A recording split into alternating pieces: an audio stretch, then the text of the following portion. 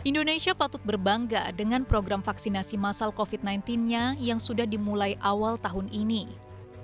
Per 5 April 2021, sudah ada lebih dari 8 juta warga Indonesia yang menerima vaksin COVID-19.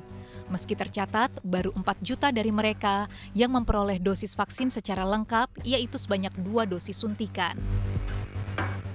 Dunia pun mengakui bahwa vaksinasi massal di tanah air tergolong gencar.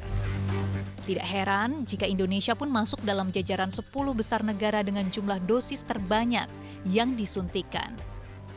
Namun, keinginan Indonesia untuk segera membentuk kekebalan masyarakat dari wabah corona terancam. Pasalnya belakangan, sejumlah negara yang menjadi produsen vaksin memutuskan untuk mengembargo vaksinnya agar tidak keluar lintas negara. Vaksinasinya agak kita atur kembali, sehingga kenaikannya tidak secepat sebelumnya karena memang vaksinnya yang berkurang suplainya. Kita harapkan, kita sedang negosiasi dengan produsen-produsen vaksin dan negara-negara produsen vaksin. Mudah-mudahan di bulan Mei bisa kembali normal sehingga kita bisa melakukan vaksinasi dengan rate seperti sebelumnya yang terus meningkat. Ini dia penyebabnya, mulai dari negara-negara Eropa, Amerika Selatan, Filipina hingga India, kini dilanda gelombang ketiga pandemi corona sebagai efek dari munculnya sejumlah mutasi virus dalam varian baru. Meski sejumlah negara bergelimang vaksin, belum ada juga badan yang mampu mengklaim bahwa vaksin yang diproduksi ampuh untuk virus varian baru. Namun dengan alibi berjaga-jaga, akhirnya vaksin-vaksin ini pun harus tertahan. Sangat disayangkan memang. Pasalnya dalam kondisi dosis vaksin yang masih terbatas untuk global pun, Badan Kesehatan Dunia WHO menyebut 70% dosis vaksin terploting di 10 negara kaya. Sementara sisanya diperebutkan oleh lebih dari 160 negara. Selain itu, masih ada sekitar 30 negara di dunia yang bahkan belum menikmati vaksinasi massal. Terlalu pahit untuk diterima. Namun kenyataannya, kejomplangan kemakmuran turut terefleksi dalam upaya mengatasi pandemi global. Wir dürfen uns nicht nur auf uns selber zurückziehen, in Europa, in den reichen Ländern der Welt. Und es ist erschütternd, wenn Generaldirektor Tedros heute sagt, 70% der derzeitigen Impfdosen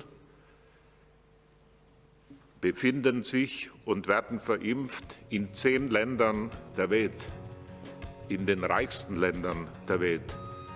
Das ist nicht die Solidarität, die dieses Virus stoppen wird. Padahal tanpa pemerataan vaksinasi, maka pandemi tidak hanya mengancam jumlah kematian global menembus angka 3 juta kasus, namun juga diikuti dengan kemiskinan, bencana kelaparan, dan lonjakan utang global.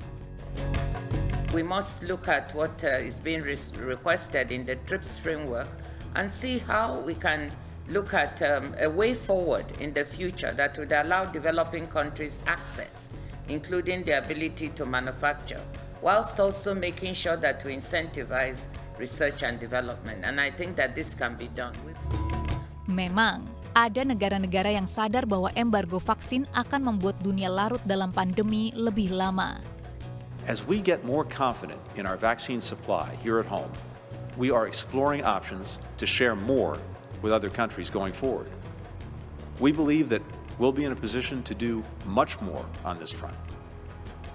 I know that many countries are asking for the United States to do more, some with growing desperation because of the scope and scale of their COVID emergencies. We hear you, and I promise we're moving as fast as possible. Namun tak semua negara kaya berpikiran sama. Lantas apa yang bisa dilakukan Indonesia? Hingga awal April, baru sekitar 4 jutaan warga yang memperoleh vaksinasi lengkap, atau setara dengan 2,6% penduduk Indonesia.